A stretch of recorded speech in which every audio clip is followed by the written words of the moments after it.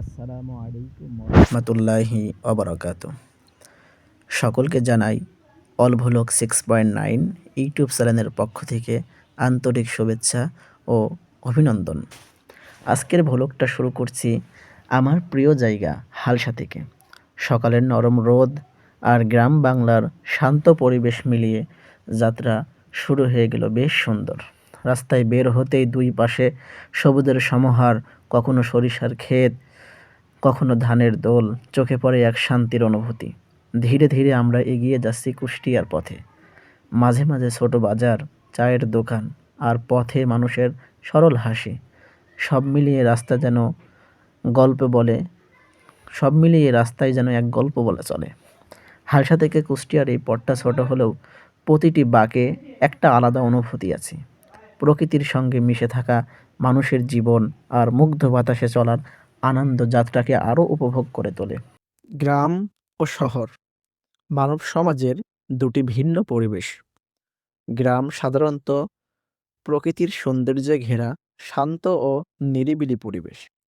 এখানে মানুষের প্রধান জীবিকা হলো কৃষিকাজ, মাছ ধরা, পশুপালন। গ্রামের মানুষ পরস্পরের সঙ্গে ঘনিষ্ঠ সম্পর্ক বজায় রাখে এবং সামাজিক বন্ধন রাখে। অন্যদিকে শহর হলো আধুনিক জীবনযাত্রার কেন্দ্রবিন্দু। এখানে বড় বড় শিক্ষা প্রতিষ্ঠান, উন্নত চিকিৎসা ব্যবস্থা, শিল্প কারখানা ও বাণিজ্যিক প্রতিষ্ঠান বেশি। শহরের মানুষ ব্যস্ত জীবনে অভ্যস্ত এবং সুযোগ সুবিধাও তুলনামূলকভাবে বেশি। তবে শহরের জনসংখ্যা বেশি হওয়ায় যানজট, শব্দ দূষণ ও পরিবেশ দূষণও বেশি দেখা যায়। সার্বিকভাবে বলা যায়, গ্রাম ও শহর উভয়েই নিজস্ব বৈশিষ্ট্য ও গুরুত্ব রয়েছে। আমার কাছে পার্সোনালি গ্রামের পরিবেশটাই বেশি ভালো লাগে।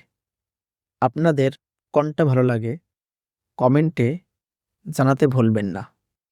দেখতে দেখতে আমরা আমাদের গন্তব্যে পৌঁছে গিয়েছি। সম্মানিত ভিউয়ার্স, কুষ্টিয়াতে আসার কিছু উদ্দেশ্য ছিল গ্রামের মসজিদের জন্য একটা হ্যান্ড মাইক নেওয়া, মাদ্রাসার জন্য কিছু প্লাস্টিকের ফুল নেওয়া এবং আমাদের নুরানের বাচ্চাদের বই, খাতা, কলম নেওয়ার জন্য কুষ্টিয়াতে যাওয়া। আজকের ভিডিওটি এই পর্যন্তই। দেখা হবে অন্য কোনো ভিডিওতে। ভিডিওটি ভালো লাগলে চ্যানেলটি সাবস্ক্রাইব করে পাশেই থাকুন। আসসালামু আলাইকুম ওয়া রাহমাতুল্লাহ।